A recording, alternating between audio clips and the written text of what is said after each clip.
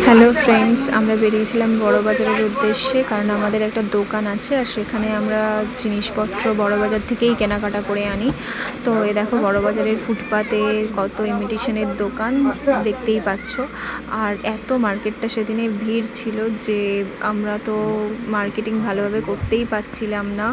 তো তারপরে তোমাদের দাদা হচ্ছে একটা চশমার দোকানে ঢুকলো, দেখলো যে একটা পছন্দও করে ফেললো, কিনেও নিল। আর আমি দেখছিলাম এই পুতুলগুলোকে, আমার এত ভালো লাগছিল ডলগুলো, আমি ভাবছিলাম যে একটা কিনেই নেব, কিন্তু ভিড় আর গরমের জন্য আমি তো কিনতে পারিনি।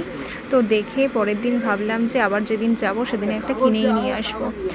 তো যতটা পারলাম দেখালাম, তোমাদেরও ইচ্ছা হবে নিশ্চয়ই একটা নিয়েই নিতে। তো তারপরে ওখান থেকে বড়বাজার থেকে বেরিয়ে আমরা ধর্মতলায় এলাম। ধর্মতলা থেকে হচ্ছে বাস নিয়ে আমরা বাড়ি এলাম।